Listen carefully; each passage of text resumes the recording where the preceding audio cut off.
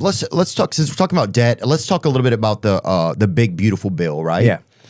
And you oppose it. Yeah. Right.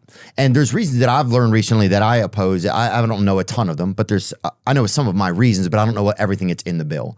Why are you against it? Because it's not going to help our debt. No. That's the first big lie that's told about the big beautiful bill.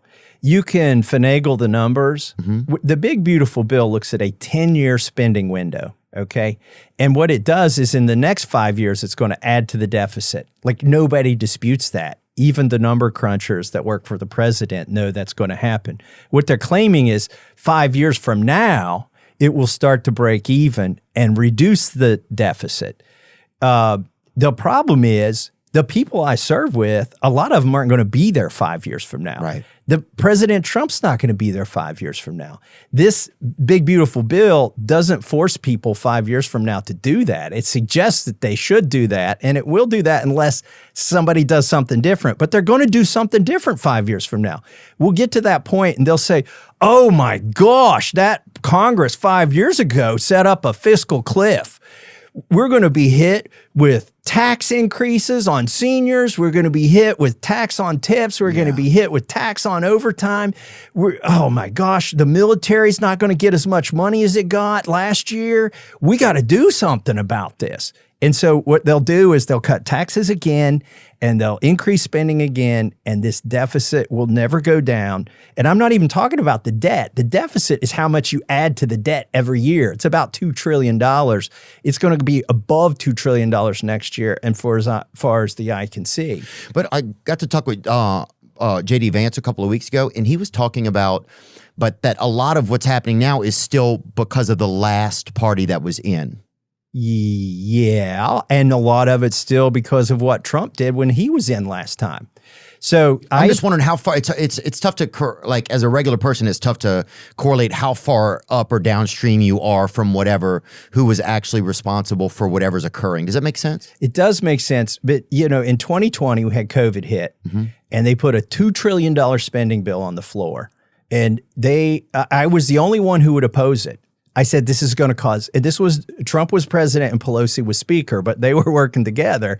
I said, this is going to cause massive inflation. You're going to have shortages in the stores, and this is going to last for years. And the inflation, once it happens, the prices will never go back down.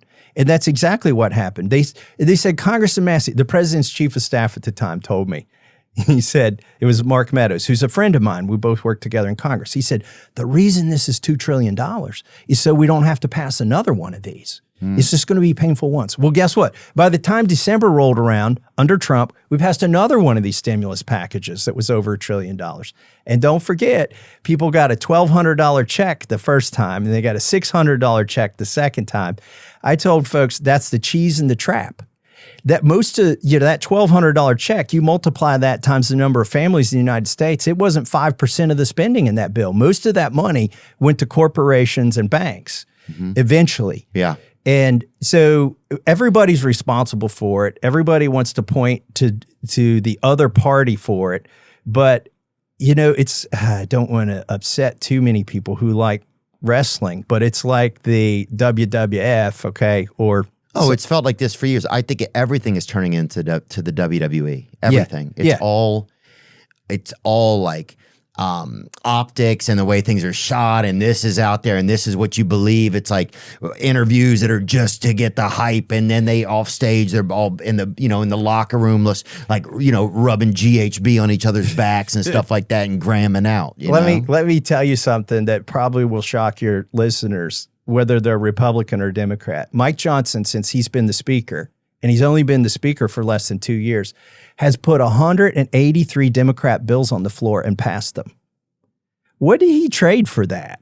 I thought we were breaking chairs over top of the Democrats' heads in the back room. No, that's not what's happening. Is that true? Yeah. How do I look that up? Go to congress.gov. Mike Johnson's out of Shreveport.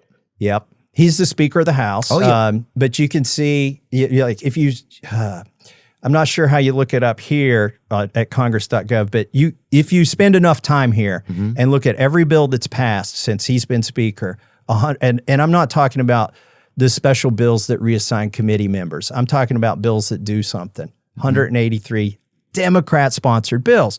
And you might say, Theo, well, the Democrats have good ideas, okay? We should put their bills on the floor. Well, if I had a good idea, what Speaker Johnson would do would take that bill from me, put somebody else's name on it, and put it on the floor.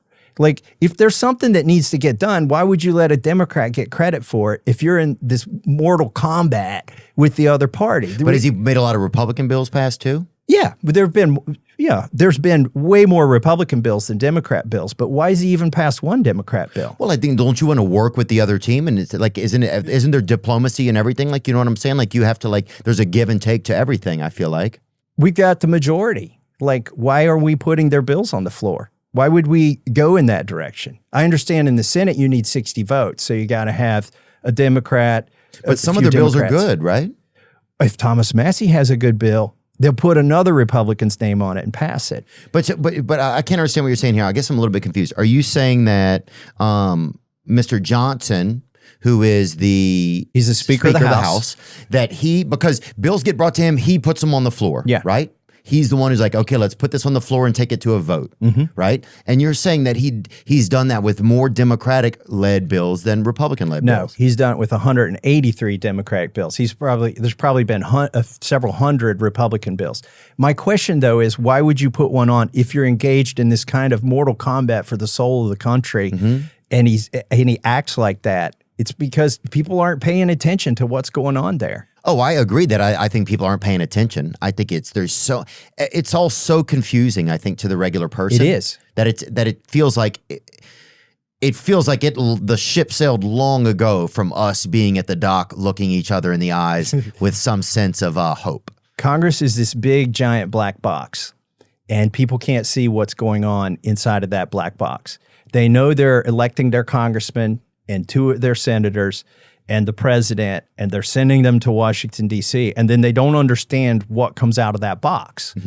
I've been in that box for 12 years. Okay. And I think that's sort of what my role has evolved to, which is to just try to tell people what's going on inside of the box so that they can do a better job of picking congressmen and senators. That's what I always think. I'm like, if somebody would just get elected us to get in there and tell us we don't even fucking...